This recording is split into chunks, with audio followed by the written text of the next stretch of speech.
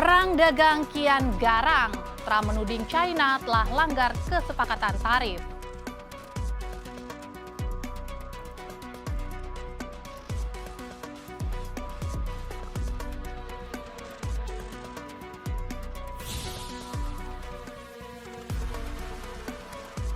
Uni Eropa kritik keras langkah Trump menggandakan tarif impor baja.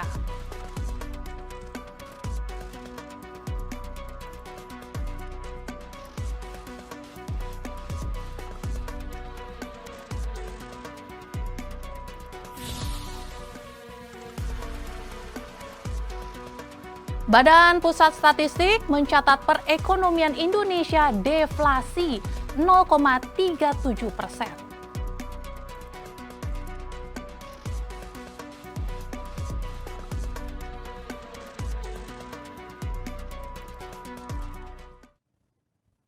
Halo sahabat kabar bursa, apa kabar? Anda menyaksikan kabar bursa hari ini, edisi 2 Juni 2025.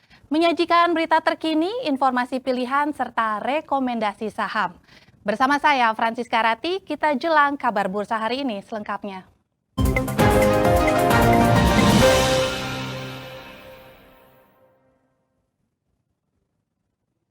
Presiden Amerika Serikat Donald Trump kembali mengguncang perdagangan global. Trump menuding China telah melanggar kesepakatan tarif. Menteri Keuangan Amerika Serikat pun menyebut negosiasi perdagangan antara Amerika dan China menemui jalan buntu.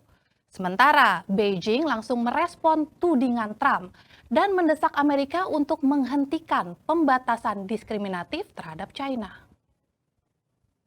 Presiden Amerika Serikat Donald Trump kembali mengguncang perdagangan global.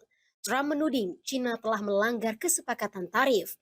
Tudingan pun berujung pada ganjaran sanksi tarif impor baja dan aluminium China. Pungutan dilipat gandakan menjadi 50% dari sebelumnya 25% dan berlaku efektif mulai pekan ini. Tudingan Trump kembali memanaskan perang dagang menjadi tanda berakhirnya gencatan tarif antara dua kekuatan ekonomi terbesar dunia. Namun, Trump tidak merinci tuduhan pelanggaran yang dilakukan China. Trump hanya mengatakan dirinya akan bicara langsung dengan Xi Jinping untuk menyelesaikan masalah ini. They violated a big part of the agreement we made. You know, if you read that whole statement, I was very nice to them. I helped them because they were in trouble with the stoppage of a massive amount of business. But I'm sure that I'll speak to President Xi and hopefully we'll work that out. But yeah, it's a violation of the agreement. Yeah, please. Mr. President, can you give us... Trump bahkan meluapkan emosinya terhadap China di Truth Social jika dirinya sudah cukup menjadi Mr. Nice Guy. Trump menggambarkan sikap perdagangan Amerika Serikat dengan China, ibarat cold turkey. Trump mengklaim kesepakatan cepat di Jenewa adalah demi menyelamatkan China karena sanksi tarif telah menghancurkan China dan Trump tidak ingin situasi menjadi lebih buruk. Menteri Keuangan Amerika Serikat Scott Bessent menyebut negosiasi perdagangan antara Amerika Serikat dan China mandek. Pembicaraan keduanya kembali menemui jalan buntu. Bessent menilai negosiasi membahas topik genting yang kompleks dan rumit sehingga butuh dialog langsung antara Presiden Trump dan Presiden China Xi Jinping. Namun belum ada konfirmasi terkait jadwal pasti kapan komunikasi Trump dan Xi Jinping akan dilakukan. Beijing langsung merespon tudingan Presiden Trump. China menyebut kontrol ekspor semikonduktor Amerika Serikat justru telah melanggar kesepakatan awal. China pun mendesak Amerika Serikat untuk menghentikan pembatasan diskriminatif terhadap China. Ini adalah eskalasi terbaru membaranya perang dagang antara Amerika Serikat dan China, khususnya di bidang kecerdasan buatan dan pengembangan teknologi super canggih.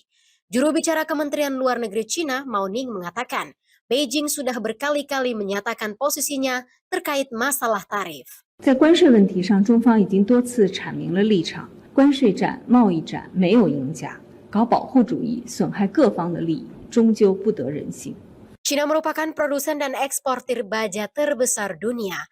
China tercatat sebagai pemasok aluminium terbesar ketiga bagi Amerika Serikat. Sementara itu, Uni Eropa kritik keras langkah Trump menggandakan tarif impor baja. Rencana Trump dinilai dapat merusak upaya tercapainya solusi perdagangan. Namun Trump mengklaim langkah itu akan membantu meningkatkan industri baja lokal dan pasokan nasional. sambil mengurangi ketergantungan pada China. Uni Eropa kritik keras langkah Presiden Trump menggandakan tarif impor baja. Benua Biru sangat menyesali rencana mengejutkan Trump menaikkan tarif dari 25% menjadi 50% yang beresiko pada kacaunya negosiasi bilateral. Komisi Eropa memperingatkan rencana Trump dapat merusak upaya tercapainya solusi perdagangan. Juru bicara Uni Eropa menekankan pihaknya siap memperlakukan tindakan balasan. Sebelumnya, Uni Eropa telah beritikat baik menghentikan tindakan balasan pada 14 April demi menciptakan ruang bagi negosiasi. Pekan lalu, Trump telah setuju memperpanjang tenggat waktu untuk negosiasi tarif dengan Uni Eropa selama lebih dari sebulan. Terlepas dari jeda, putusan terbaru Trump telah menampar negara-negara untuk kembali mengkalkulasi negosiasi perdagangan dengan Amerika Serikat. Tarif tinggi impor 50% pada baja mulai berlaku pada 4 Juni ini. Pengumuman disampaikan Presiden Trump pada rapat umum di US Steel, Pennsylvania. Trump mengklaim langkah itu akan membantu meningkatkan industri baja lokal dan pasokan nasional sambil mengurangi ketergantungan pada China. And today I have a major announcement. And are you ready to hear this? A 25% increase. We're going to bring it from 25% to 50% the tariffs on steel into the United States of America, which will even further secure the steel industry in the United States. Nobody's going to get around that. Kebijakan roller coaster Trump hadir di waktu genting saat pemerintahan Trump tengah menjalani proses hukum terkait tarif. Pengumuman juga bertepatan dengan perjanjian blockbuster antara US Steel dan perusahaan baja Jepang Nippon. Kesepakatan yang dijanjikan tidak akan mencakup PHK dan produksi baja akan dikendalikan oleh Amerika Serikat. Tarif mencekik Trump berpotensi memicu ketegangan antara Amerika Serikat dan mitra baja utamanya Kanada, Brazil, dan Meksiko. Sebagai importir baja nomor 1 Amerika Serikat, Kanada lah yang akan paling tertekan. Sementara manufaktur baja Amerika Serikat telah menurun dalam beberapa tahun terakhir. China, India, dan Jepang telah maju sebagai produsen utama dunia. Negosiasi Amerika Serikat dan China buntu, perang dagang kembali panas. Dan untuk membahasnya, kami sudah terhubung dengan Nailul Huda, Direktur of Digital Economy Center of Economic and Law Studies. Halo, selamat sore Mas Huda.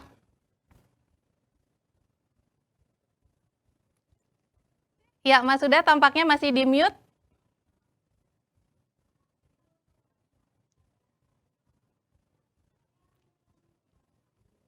Halo, Mas Huda? Halo Mbak. Iya, sudah normal ini. Oke, Mas Huda, ini seperti yang sudah diprediksi sebelumnya ya, negosiasi Amerika Serikat dan China tampaknya mandek ini. Akhirnya perang dagang kembali panas. Dan Trump lagi-lagi ngamuk nih sampai menaikkan tarif impor baja dan aluminium hingga 50%. Apakah ini tandanya gencatan tarif antara Amerika Serikat dan China benar-benar berakhir nih Mas Huda?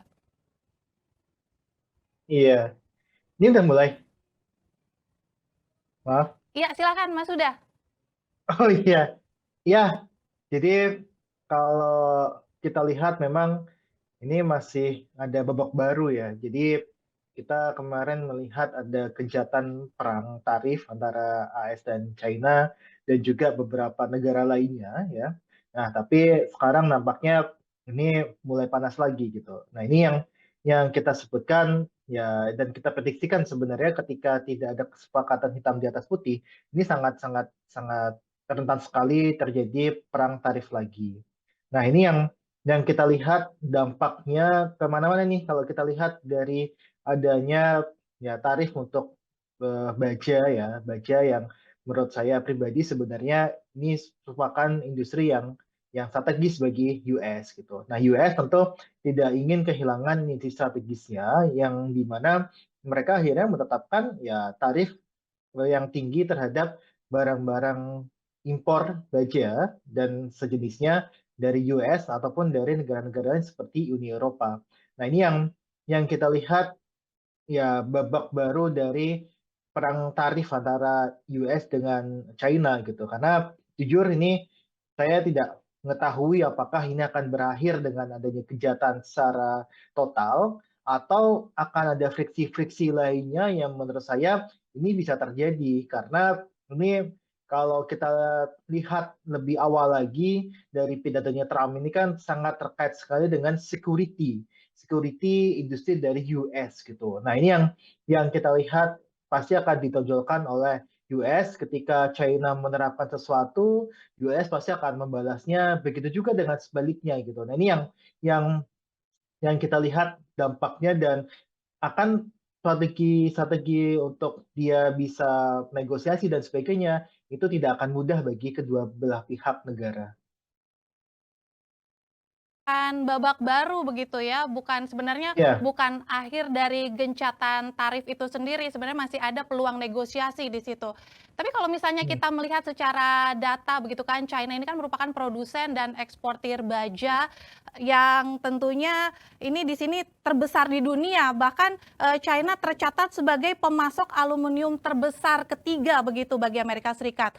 Nah, jika misalnya memang ini diberlakukan, karena ini kan akan segera diberlakukan pada awal pekan ini katanya. Ini kan bukannya ya. sama aja menyerang Amerika Serikat sendiri ya, Mas Huda? Iya, ini yang sering sekali disampaikan oleh beberapa ekonom, pengamat perdagangan internasional juga, selalu menyampaikan bahwa dalam hal ini yang dirugikan adalah dari industri dalam negeri US gitu kan. Karena apa? Karena mereka membayar tarif atau membayar harga yang lebih tinggi gitu kan dari barang-barang yang diimpor dari China ataupun negara-negara lain. Nah, tapi memang kita harus melihat konteksnya nih. Konteksnya ini kan Trump ini kan ingin meningkatkan industri dalam negeri dari AS, ya kan. Jadi mereka ingin security industri dari US-nya itu meningkat gitu. Sehingga ya industri dalam negeri US ini dia mampu menyerap tenaga kerja yang sampai saat ini sebenarnya pengangguran di US itu cukup besar. Nah, inilah yang tadi saya sampaikan bahwa ya ketika China ini walaupun dia budget terbesar dan sebagainya dan dia ya mengirim produk bajanya baik itu aluminium dan sebagainya itu ke beberapa negara termasuk ke US, tentu ini Trump akan berpikir ketika dia tidak bisa memasok dari dalam negeri, mereka berpikirnya adalah bagaimana caranya menghambat untuk produk-produk impor dari China ini tidak masuk dengan gampang ke China. Memang ini sudah kita lihat dan kita sampaikan di awal bahwa ini bisa jadi blunder bagi Amerika. Nah, tentu tapi ketika memang dari Amerika sendiri mengalami kerugian, dari negara pemasoknya juga akan mengalami kerugian. Kerugiannya apa? Kerugiannya ketika mereka tidak dapat menemukan pangsa pasar baru.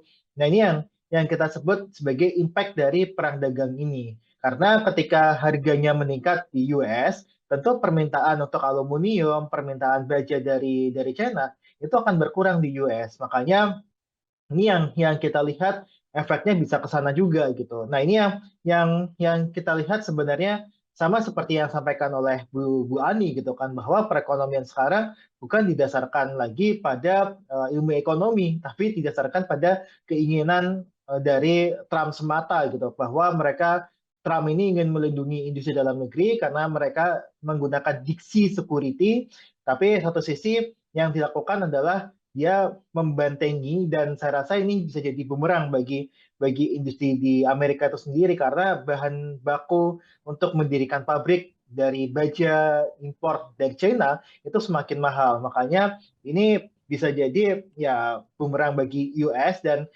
beberapa lembaga internasional pun sudah memprediksi bahwa inflasi di US akan tinggi akibat tarif ini dan bisa menyebabkan resesi di ekonomi US gitu.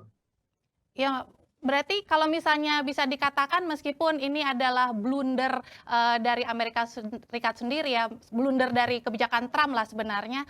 Tapi sebenarnya strategi Trump ini cukup bisa menusuk jantung pertahanan China ya. Kalau misalnya ini kan kalau misalnya dikatakan China ini merupakan eksportir terbesar, salah satu eksportir terbesar untuk Amerika Serikat dalam hal baja dan aluminium. Berarti ini secara otomatis strategi Trump sebenarnya diam-diam berhasil begitu.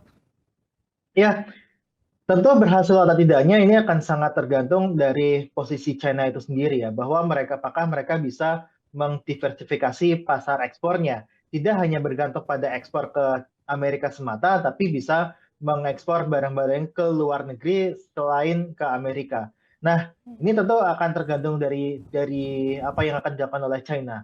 Nah, yang kedua adalah yang kita lihat sebenarnya strategi dari Trump ini juga malah justru akan merugikan, dan saya rasa China dengan kekuatan ekonomi yang cukup besar ini bisa juga mengirimkan produk-produknya ke negara lain. Dan ini jangan sampai ini sebenarnya yang kita sampaikan ya, bahwa dampak dari perang dagang ini jangan sampai produk-produk dari China itu justru membanjiri pasar-pasar dalam negeri dunia ketiga gitu kan, atau negara-negara berkembang seperti Indonesia nih misalkan. Karena kalau kita lihat sebenarnya barang-barang yang diproduksi di China dengan segala kelebihannya, memang ini sudah bisa dibilang oversupply. Nah, ketika oversupply dan permintaan di US itu menurun, artinya mereka harus mengirimkan ataupun menjual produk-produk tersebut ke negara lain. Nah, salah satunya adalah ke Indonesia. Nah, ini yang kita sampaikan sebenarnya, bahwa dampak dari perang dagang US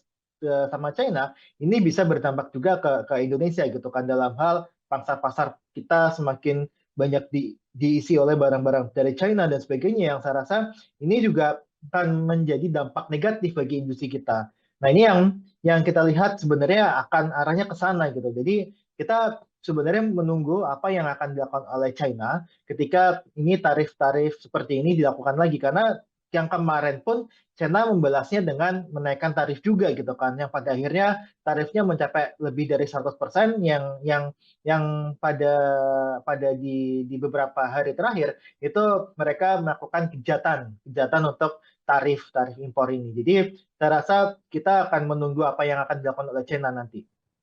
Iya, tampaknya juga menjadi salah satu pekerjaan rumah yang harus diantisipasi oleh pemerintah Indonesia begitu ya, terkait bagaimana ke depannya terkait kesepakatan dagang antara Amerika Serikat dan China ini.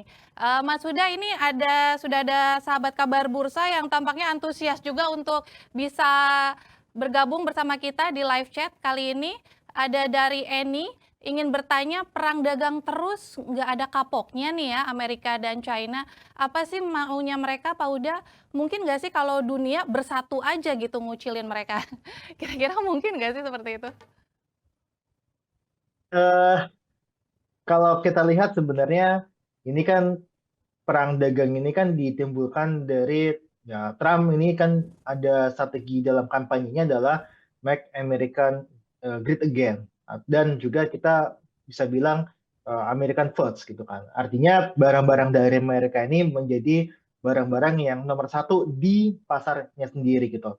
Nah, sebenarnya strategi yang sama juga dilakukan oleh negara lain. Nah, tapi memang Trump ini menggunakan strategi bombardir ya, kalau saya bilang ya, menerapkan tarif kepada negara-negara lain termasuk China, Indonesia, India dan sebagainya, yang saya rasa ini akan menyebabkan perdagangan dunia ini akan ya tidak baik-baik saja gitu kan. Artinya ada perdagangan global ini ada kesendatnya gitu. Nah, ini yang kita lihat, Amerika mempunyai tujuan untuk tadi security. Kalau kita baca dari pidatonya Trump pada awal April itu dia menyebutkan beberapa kali itu adalah security. Artinya mereka mungkin melindungi industri dalam negerinya serta ingin meningkatkan industri dalam negeri di Amerika itu sendiri, karena penyerapan tenaga kerja dan sebagainya itu relatif tinggi di Amerika. Nah, ini yang kita lihat sebagai strategi yang dilakukan bombardir oleh Trump ini menjadi sebuah simbol dari kampanye dia yang mengatakan Make America Great again, American first dan sebagainya. Nah, tentu apakah ini bisa diperangi bersama? Tentu bisa saja, tapi kita nggak bisa menafikan bahwa ekonomi US itu ekonomi yang cukup besar gitu kan, dengan pangsa pasar yang cukup besar di global gitu kan. Bahkan sekelas China pun masih mengirimkan produknya ke Amerika. Kita juga masih mengekspor produk kita ke Amerika gitu kan. Artinya memang pasarnya itu di Amerika cukup besar gitu. Nah, ini yang kita lihat, kita tidak bisa menafikan hal tersebut gitu kan. Meskipun ya ada pasar besar China, India dan sebagainya, tapi mereka juga produksi di sendiri kan. Nah, si Amerika ini dia banyak menampung barang-barang dari negara-negara lain. Nah, ini yang kita lihat ketika ada tarif, kemudian harga-harga naik, permintaan di Amerika Serikat itu turun, ini yang membuat banyak banyak negara itu kelabakan gitu kan. Termasuk juga Vietnam. Vietnam itu kalau nggak salah 47%, 49% ekspornya itu ditujukan ke US gitu kan, ke Amerika gitu kan. Dan banyak perusahaan-perusahaan Amerika yang dia mendirikan pabriknya di luar Amerika, kemudian barangnya dikirim lagi ke Amerika gitu kan. Nah, ini yang kita lihat tidak bisa segampang itu kita mengucilkan Amerika gitu kan, bahwa Amerika tetap menjadi salah satu pemain ekonomi terbesar di global gitu. Nah, ini yang kita lihat tidak bisa menafikan hal tersebut. Dan apakah bisa kita mengucilkan? Bisa kita membentuk koalisi tapi bukan untuk mengecilkan peran Amerika, tapi untuk bernegosiasi dengan Amerika. Ini yang kita lihat sebenarnya sudah dilakukan oleh beberapa negara, termasuk juga Indonesia dengan China. Ya, Mas Huda, kalau misalnya kita bicara soal apa maunya Amerika Serikat dan China ini kan sebenarnya Trump ini senang banget menggunakan gertakan-gertakan di awal gitu. Bahkan saat ini kan Trump lagi menuding China nih telah melanggar kesepakatan tarif begitu kan. Bahkan Trump sesumbar juga di sosial medianya bahwa no more Mr. Nice Guy ini. Tapi di sisi lain menariknya adalah justru Trump sendiri yang meminta untuk bisa berkomunikasi langsung dengan Xi Jinping begitu. Dan ini sebenarnya udah beberapa minggu belakangan ini kan Trump ingin sekali bertemu langsung atau yang membuka komunikasi dengan Xi Jinping. Tapi tampaknya respon China biasa aja gitu, nggak gitu respon. Ini sebenarnya apa maksudnya Trump ini sebenarnya ingin mengibarkan bendera putih, tapi gengsi aja gitu. Iya, iya. Tentu setiap negara punya tujuan masing-masing dalam hal pengembangan industrinya, Mbak. Nah, kita lihat memang Trump ini mengedepankan ya industri dalam negeri Amerika harus bisa mandiri gitu kan, harus bisa mensuplai kebutuhan dalam negeri. Itu yang pertama. Nah, yang kedua adalah dari Cina sendiri, memang kalau kita lihat Cina ini dia ingin menguasai perdagangan global gitu kan. Makanya di China sendiri industri bermacam-macam industri itu tersedia di China gitu kan, termasuk untuk ya perakitan handphone asal Amerika sendiri pun itu ternyata dilakukan di Cina gitu kan. Nah, ini yang kita lihat Cina juga mempunyai kepentingan untuk menjaga investor asingnya yang dia membangun pabrik di China. Nah, tentu ini diperlukan ya perundingan dan sebagainya yang saya rasa si Trump pun juga saya lihat ya ingin berdiskusi dengan Xi Jinping, dan Xi Jinping pun dia sebenarnya ya harusnya dia juga ingin bernegosiasi dengan Amerika gitu kan. Bahkan kalau kita lihat mereka juga sudah ketemu perwakilan dari kedua negara ya, itu sudah bertemu dan memang sudah mencapai kesepakatan untuk menunda penerapan tarif dari masing-masing negara. Nah, ini yang saya lihat sebenarnya perundingan ini akan terus berjalan, dan saya rasa Trump dengan berbagai kebijakannya, berbagai intriknya ini tetap akan menyimpulkan pada satu hal, yaitu Make America Great Again. Dengan cara apa? Dengan cara melindungi industri dari dalam negeri US itu sendiri dan ingin meningkatkan industri di US. Makanya kalau kita lihat dari sisi Trump itu selalu bilang kalau Anda mau menjual produknya ke Amerika, Anda harus membangun pabrik di Amerika. Dan itu disampaikan ke beberapa perusahaan yang memang sudah pindah atau realokasi dari Amerika ke negara-negara lain gitu. Nah, ini yang dilakukan oleh Trump untuk menarik kembali perusahaan Amerika untuk bisa memproduksi produk-produknya dari dalam negeri mereka sendiri. Meskipun, Menteri Keuangan Amerika Serikat sendiri menyatakan bahwa sebenarnya negosiasi ini sudah mengalami kebuntuan gitu, sudah mandek dan, ini kan berarti istilahnya, akan ke arah mana begitu? Karena dikatakan justru butuh 2 pimpinan tertinggi ini yang saling bertemu untuk bisa, meluluhkan lagi, gencatan tarif ini. Tentu kalau kita lihat butuh ya kalau kita sebenarnya kita buka kalau kita buka lebih dalam ini memang keinginan dari Trump ya bahwa Trump itu ingin melindungi industri dalam negerinya, dia kampanye Make America Great Again dan sebagainya. Yang saya rasa juga pembantu-pembantunya, menteri-menteri ini tidak bisa mempunyai kekuatan yang cukup besar untuk bisa bernegosiasi dengan pihak lain, termasuk dengan China gitu kan. Makanya sampaikan ini perlu campur tangan Trump langsung, perlu campur tangan Xi Jinping langsung gitu kan untuk bisa meredakan ketegangan antara Amerika dengan China dalam hal tarif perdagangan ini. Dan ini yang saya lihat sebenarnya ya memang harus ada pertemuan antara kedua belah pihak ya. Dan saya rasa ini tidak hal yang mudah sebenarnya karena China sendiri ternyata juga mempunyai kekuatan yang bisa mengintervensi kebijakan-kebijakan US gitu kan. Misalkan saja kalau China itu memegang beberapa juta dolar untuk surat utang Federal Reserve-nya Federal Reserve-nya dari Amerika sendiri gitu kan. Surat utang dari Amerika itu sebenarnya banyak dipegang oleh negara lain, Jepang, China dan sebagainya. Nah, China juga termasuk yang pemegang yang terbesar juga. Dan ini yang kita lihat ada kekuatan-kekuatan yang memang akan dilakukan oleh China kelak ketika proses ini buntu gitu kan.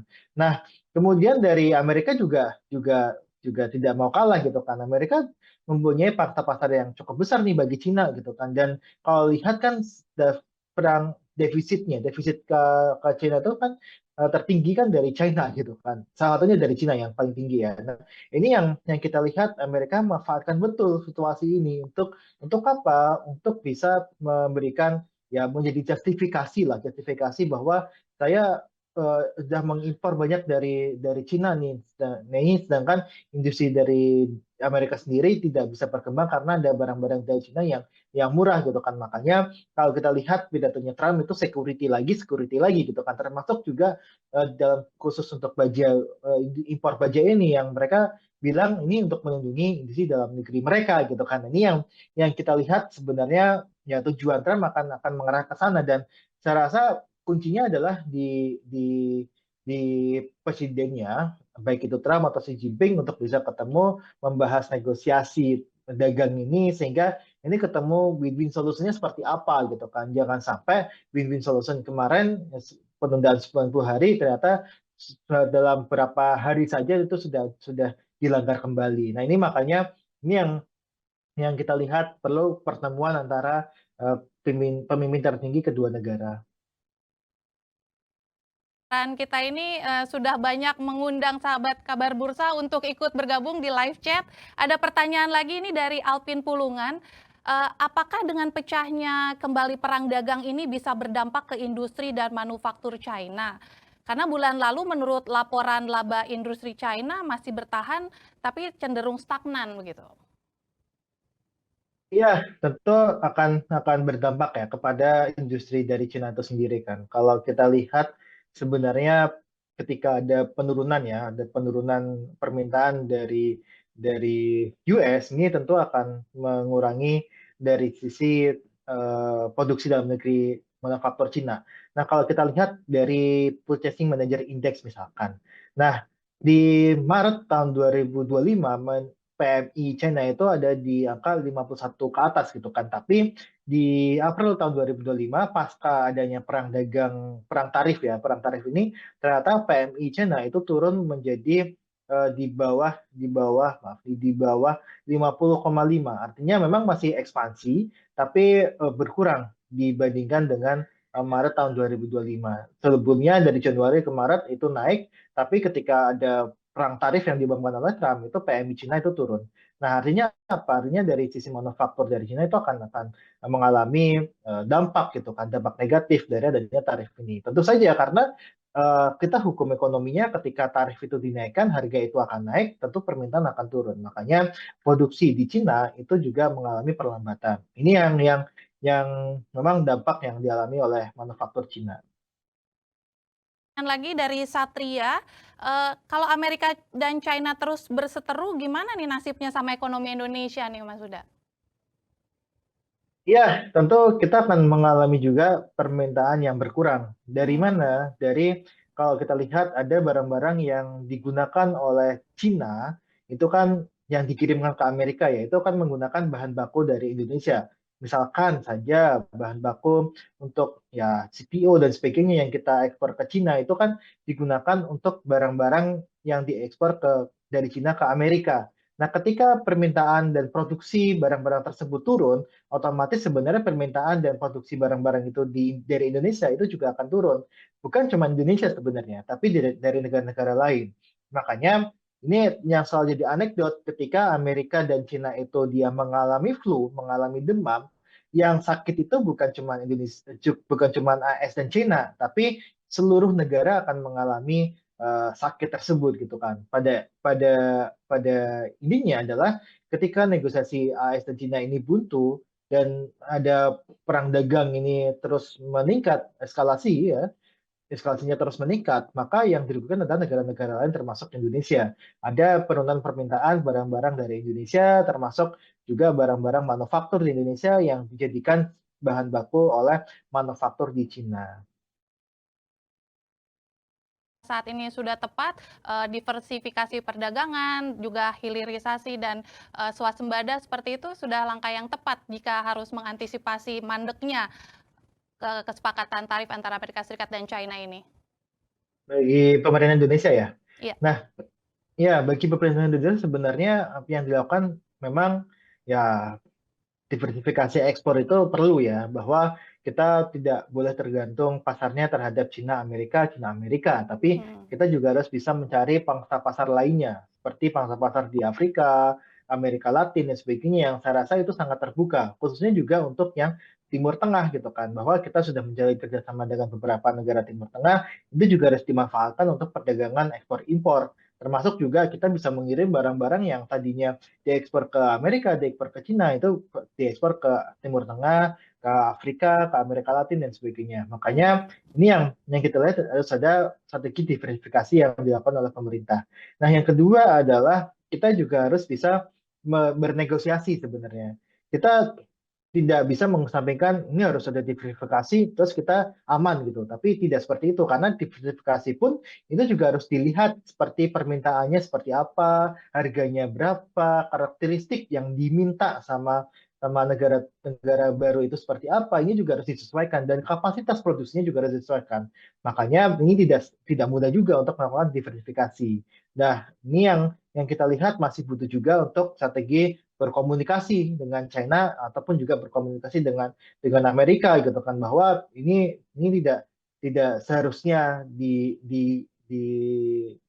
dilakukan gitu kan, bahwa kebijakan impor tarif ini merugikan Amerika sendiri dan juga negara-negara lainnya. Nah, ini yang sebenarnya bisa dilakukan oleh pemerintah, bukan hanya menunggu tapi juga aktif dalam hal negosiasi impor ini ke Amerika. Ya, selain diversifikasi, tentunya posisi pemerintah juga harus punya posisi tawar tinggi begitu ya, Mas Huda. Ya, benar. Ya, Mas Huda, ini ada pertanyaan lagi dari anak kampung. Kalau perang dagang berlanjut dan pecah perang beneran nih, perang dunia begitu. Perang dunia ketiga berarti ya, apa yang akan terjadi? Seberapa besar sih peluang perang dunia ketiga ini? Ya.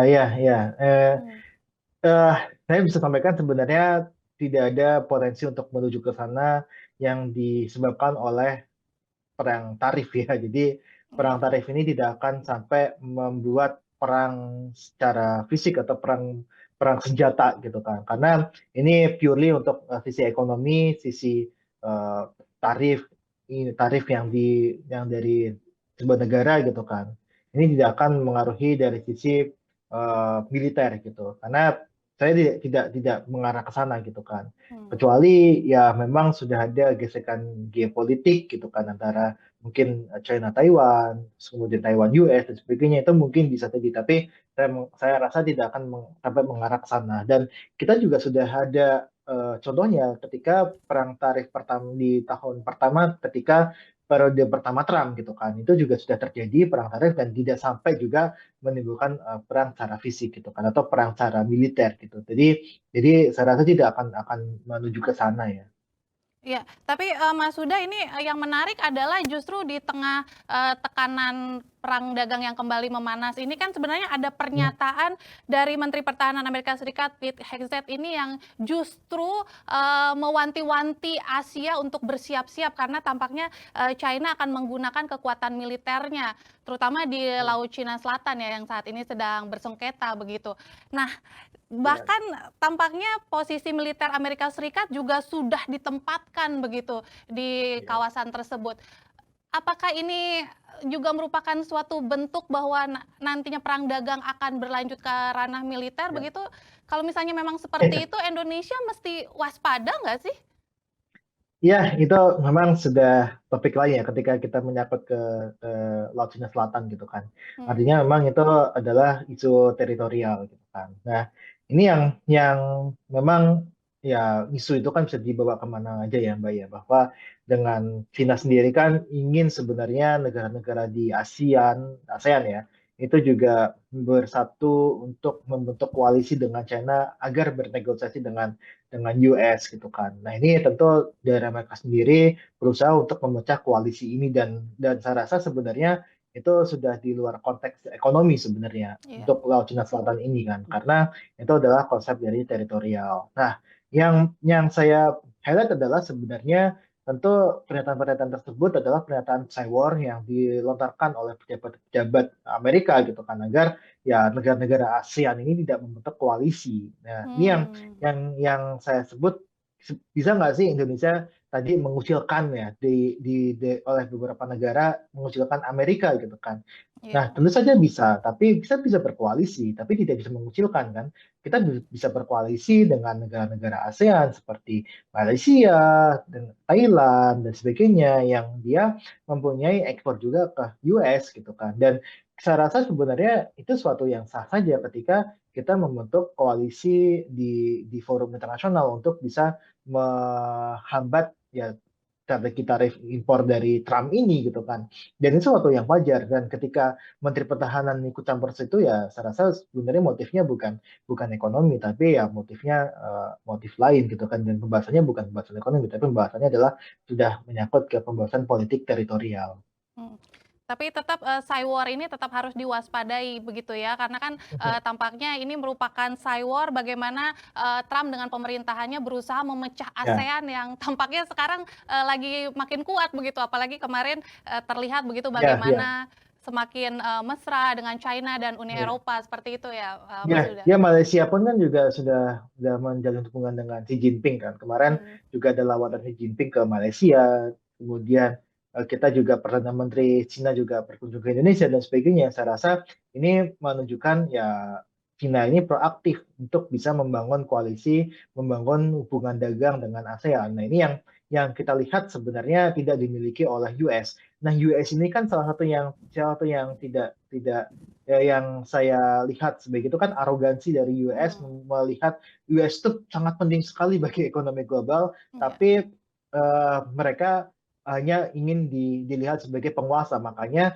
selain security, ini juga ada sisi maniak dari Trump yang dia bilang bahwa semua negara sudah berkomunikasi untuk mengemis kepada Amerika agar tarifnya diturunkan. Itu kan pernyataan yang tidak lazim dikeluarkan oleh presiden gitu kan. Ini yang tidak lazim lah dikeluarkan dalam hal hubungan internasional gitu kan. Nah makanya ini yang saya lihat ya Trump ini dengan segala ya kelemahan dan kelebihannya memang tidak membawa efek yang baik bagi ekonomi global gitu kan, bahkan kalau bisa bilang cenderung buruk gitu ya. Dan saya rasa selain security dari industri di US juga ada rasa apa istilahnya rasa ingin menunjukkan who is the boss right now gitu kan. Jadi siapa nih bos dari ekonomi global gitu kan. Ini yang ingin ditujukan oleh Trump. Iya, tampaknya arogansi Trump ini juga seakan berbalik menyerang dirinya begitu. Karena kan di tengah Ya, panasnya perang dagang ini, Trump justru lagi bergelut nih dengan proses hukum dalam negeri. Di mana ya. Pengadilan Perdagangan Internasional Amerika Serikat kan sempat memutus pembatalan tarif Trump sebenarnya. Karena dianggap melampaui wewenang. Namun Hmm. strategi Trump ini untuk banding kembali berhasil nih. Tampaknya Pengadilan Federal justru mengizinkan tarif Trump sementara waktu dengan alasan keamanan dalam negeri. Kira-kira analisis Anda terkait proses Iya. hukum ini nantinya akan seperti apa? Ya, makanya tadi yang saya sebutkan kan bahwa kata-kata security, keamanan dalam negeri industri di US ini memang akan digunakan oleh Trump gitu kan, bahwa Trump ini bicara ke dunia luar juga memakai diksi security.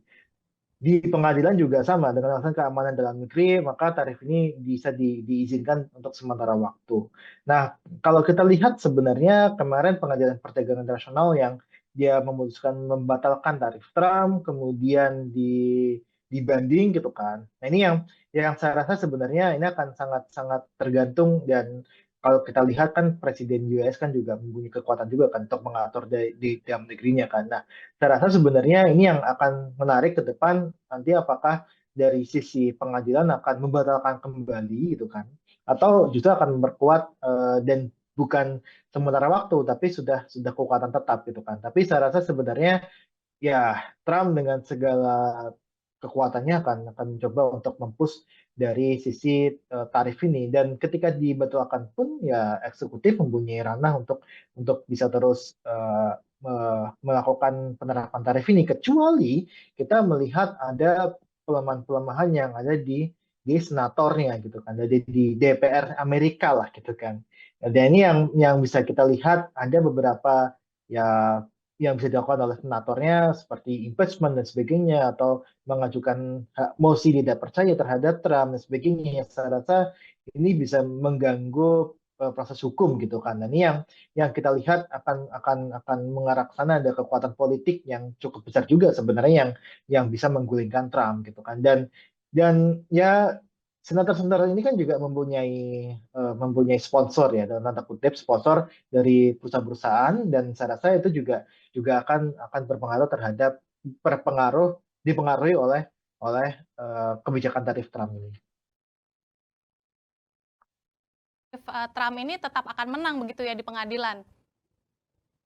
Dengan segala kekuatannya pasti akan menang, dan ketika ya saya rasa sebenarnya kekuatan yang bisa pembandingnya adalah dari kekuatan senatornya gitu kan.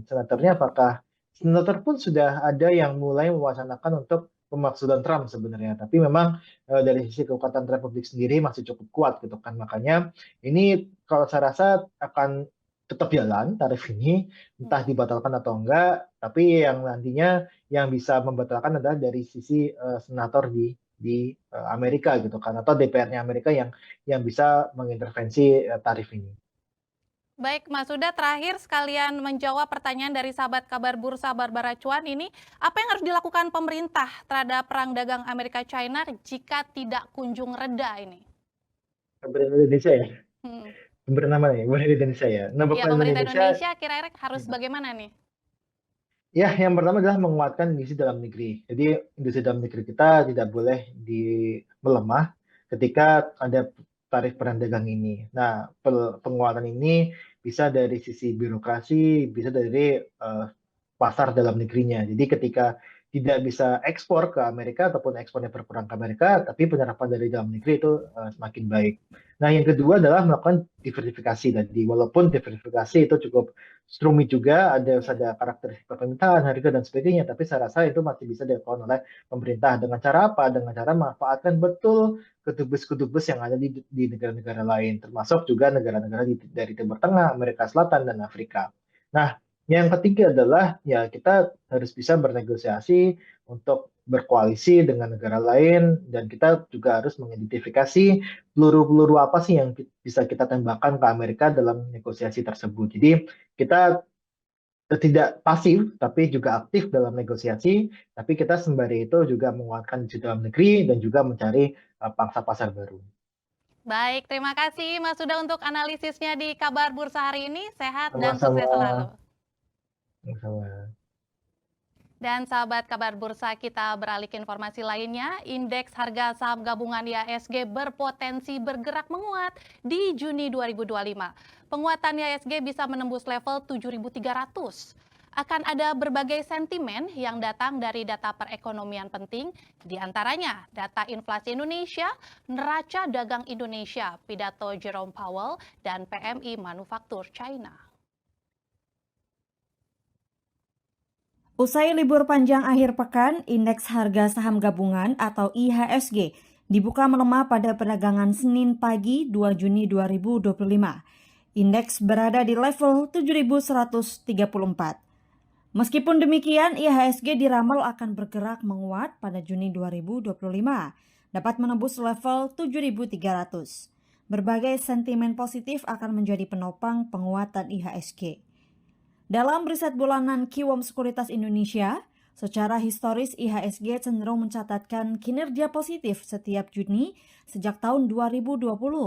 Dan berdasarkan pola itu, Kiwom memproyeksikan IHSG akan bergerak cenderung menguat di kisaran 7.000 hingga 7.300. Nantinya akan ada berbagai data perekonomian yang menjadi sentimen IHSG, seperti data inflasi Indonesia dan neraca dagang Indonesia. Badan Pusat Statistik atau BPS mengumumkan data inflasi periode Mei 2025. Mereka juga umumkan laporan neraca perdagangan Indonesia secara bersamaan. Dan ini merupakan kali pertama BPS umumkan inflasi dan neraca perdagangan berbarengan. Sebelumnya, BPS lalu menggelar pengumuman data inflasi dan data ekspor-impor secara terpisah setiap bulannya. Data inflasi dilaporkan setiap awal bulan, sementara data ekspor-impor pada pertengahan bulan. Data ekonomi ini akan menjadi sentimen bagi kinerja IHSG.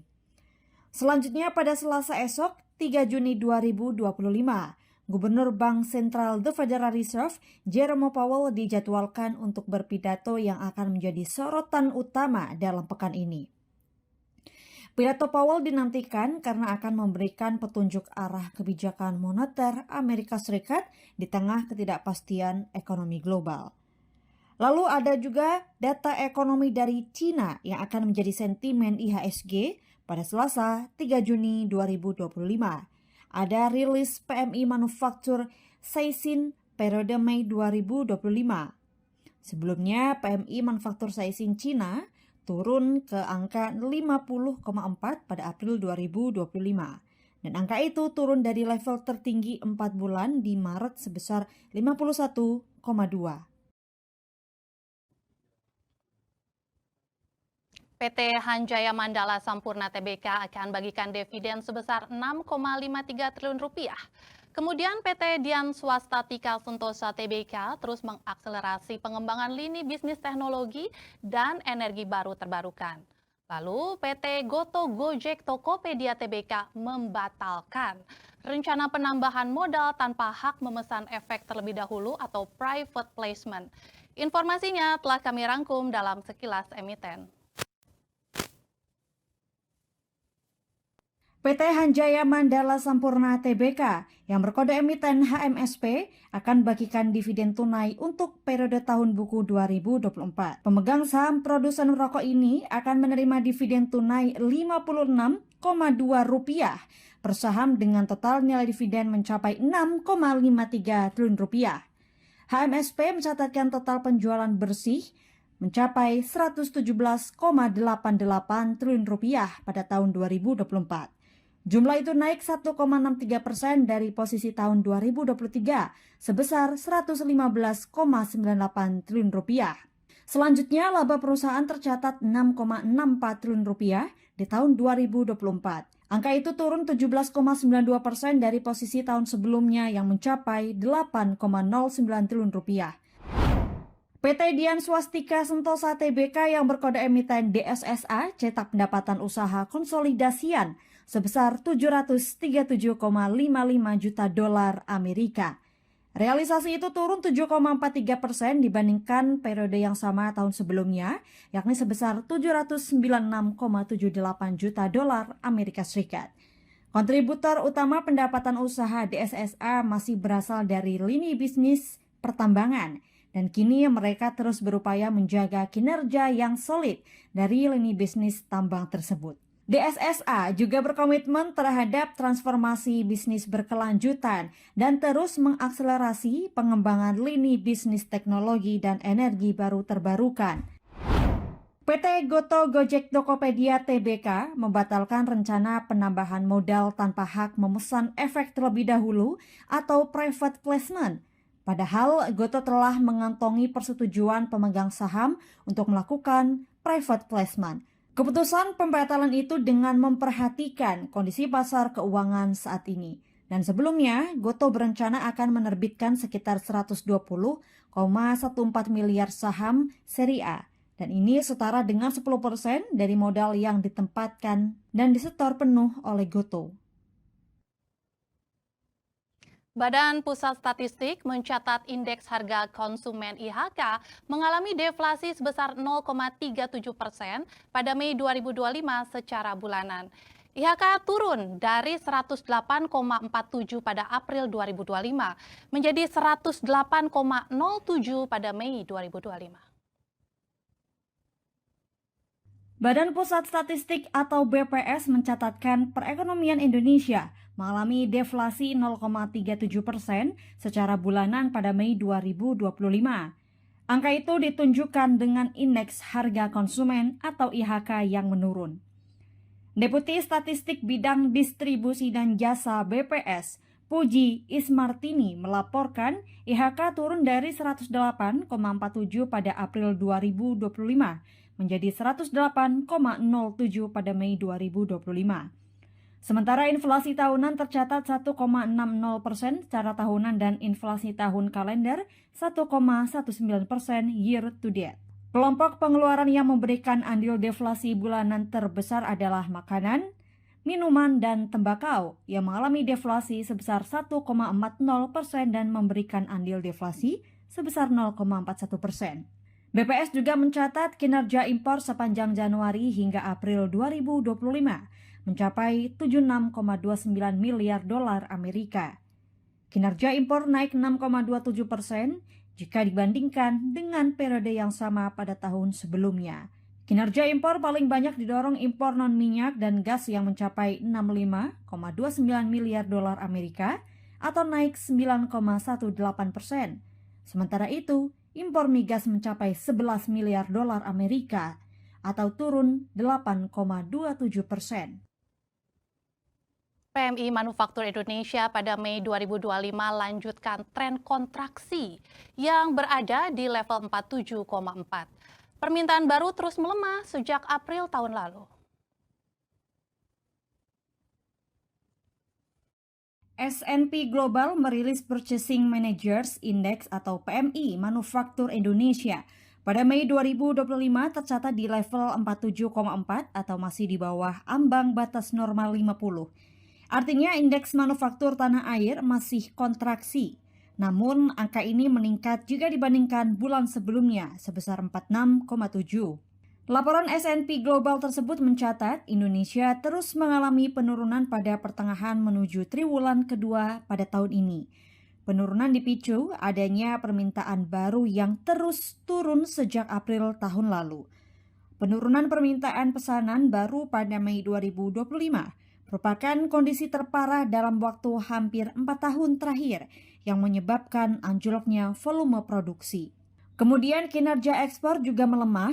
Perusahaan manufaktur dalam negeri masih berupaya menyesuaikan inventaris dan tingkat pembelian. Permintaan global juga ikut turun dan banyak perusahaan yang melaporkan ekspor ke Amerika Serikat juga menurun. Setelah libur panjang akhir pekan, pasar keuangan tanah air akan diramaikan dengan 14 emiten yang mencatatkan jadwal kumdet dividen secara bersamaan.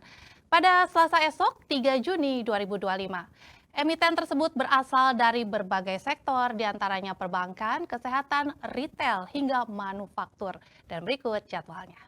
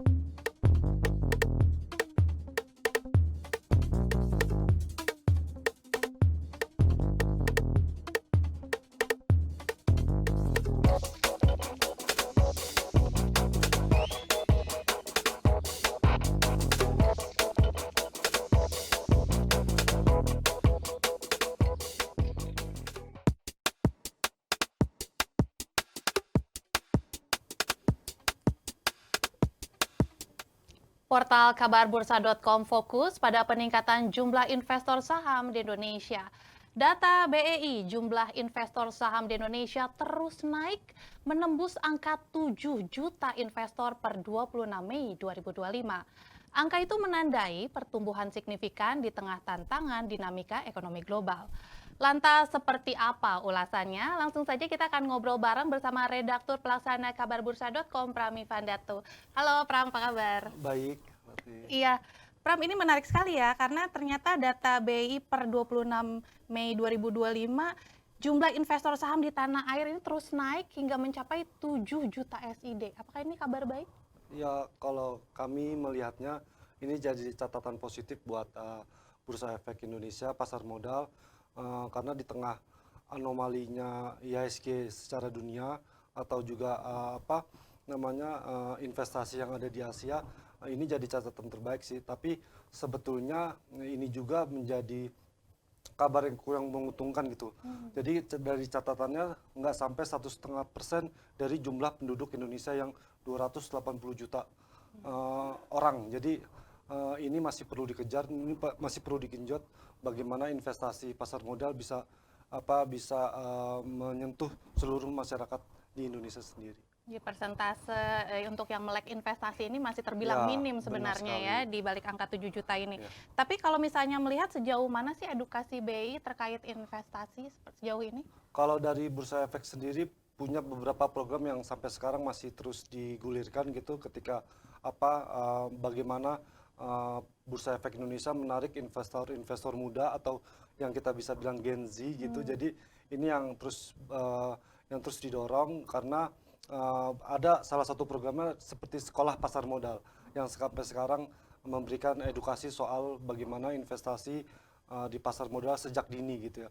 Malah mulai menyentuh sekolah dasar, dan beberapa memang sudah dicanangkan program-program yang menarik investor di Indonesia itu sendiri. Ya, itu tentunya menjadi langkah positif dari BEI sendiri ya untuk bisa menanamkan investasi sejak dini. Nah, untuk bisa melihat ulasannya lebih lengkap ini sebaiknya kemana nih? Langsung aja klik di kabarbursa.com, dan juga ada kita akan sedikit lagi meluncurkan Kabar Bursa Pro. Oke, Jadi apa ini tuh? satu inovasi yang bisa melihat insight di pasar modal secara mendalam gitu, secara mendetail. Oh, menarik sekali ya. Tentunya sahabat Kabar Bursa jangan sampai ketinggalan ini, apalagi untuk investasi dan rekomendasi saham. Nah, kira-kira selain tadi terkait investor yang menembus angka 7 juta, apa saja sih yang menjadi top pencarian sahabat Kabar Bursa di kabarbursa.com sendiri? Kalau kita melihatnya di sini ada judulnya Sinyal Waspada COVID-19, dan bagaimana Menkes memberikan alarm kebangkitan buat sektor kesehatan. Judulnya seperti itu, dan menariknya adalah ternyata mulai mewabah lagi COVID-19 di beberapa negara tetangga gitu ya. Iya, iya. Jadi kalau dari catatan secara resminya, Malaysia mencatat rata-rata ada sekitar 600 kasus per minggu. Ini udah jauh di bawah ambang batas kewaspadaan Malaysia sendiri. Di Thailand yang lebih tinggi lagi, ada 16.600 kasus dan ada 6 kematian dalam periode tanggal 4 sampai 10 Mei. Jadi Singapura sama, ada 14.200 selama 27 April hingga 3 Mei. Jadi masyarakat mulai lagi waspada terhadap virus yang pernah kita alami di 3 tahun yang lalu gitu ya. Jadi kita mulai jaga kesehatan, dan tentunya juga mengkonsumsi vitamin dan buah yang bisa memperkuat antibodi kita. Ya, ini tentunya hal yang perlu disorot juga Ya, begitu betul. ya. Dan pastinya bagaimana langkah antisipasi dan bagaimana harus menyikapinya bisa langsung saja klik detailnya di kabarbursa.com. Terima kasih Pram untuk Sama-sama. waktunya hari ini. Sama-sama, Sukses Rati. dan selamat bertugas kembali. Ya, sahabat Kabar Bursa, Menteri Pertahanan Amerika Serikat Pete Hegseth memperingatkan China bersiap menggunakan kekuatan militer untuk menggoncang keseimbangan di wilayah Asia. China pun sontak mengecam keras pernyataan Hegseth dan mengultimatum Amerika agar tidak bermain api. Akankah perang dagang Amerika Serikat dan China beralih ke ranah militer? Amerika Serikat, Big Headset, memperingatkan China bersiap menggunakan kekuatan militer untuk menggoncang keseimbangan di wilayah Asia. Seruan ini dilontarkan saat Hegseth berbicara di Forum Keamanan Tahunan di Singapura. Komentar Hegseth muncul setelah Trump memicu ketegangan baru dengan alasan Beijing telah melanggar kesepakatan perdagangan. Hegseth mengklaim militer China sedang membangun kekuatan dengan latihan militer skala besar untuk menginvasi Taiwan. The threat China poses is real and it could be imminent. We hope not. Hegseth menuding aksi China adalah alarm bahaya dan mendesak Asia segera meningkatkan kekuatan militer. But we must ensure that China cannot dominate us or our allies and partners. Maintaining the status quo requires. Sejak menjabat, Trump telah meluncurkan perang dagang dengan China. Pemerintahannya terus berusaha mengekang China ke berbagai akses, terutama teknologi AI. Kini Amerika Serikat berusaha memanfaatkan sengketa teritorial sekutu dengan Beijing. China mengecam keras pidato Hegseth dan mengultimatum Amerika Serikat agar tidak bermain api. Beijing menuding Hegseth telah memojokkan China dengan tuduhan fitnah. Bahkan China menilai pernyataan Hegseth mempromosikan mentalitas perang dingin. 我们不接受对中方的无端指责，有的内容无中生有，有的颠倒黑白，有的贼喊捉贼，根本就是挑起事端、制造分裂、煽动对抗、搞乱亚太。 Kementerian Luar Negeri China telah mengajukan protes resmi kepada Amerika Serikat dan menegaskan konflik Taiwan adalah masalah domestik China. China juga mengingatkan Amerika Serikat untuk tidak menggunakan masalah Taiwan sebagai alat tawar-menawar yang mendiskreditkan China. Perang argumen antara Amerika Serikat dan China kian memperburuk ketegangan regional. Kedua negara adidaya ekonomi terus saling tuding di tengah mandeknya negosiasi tarif.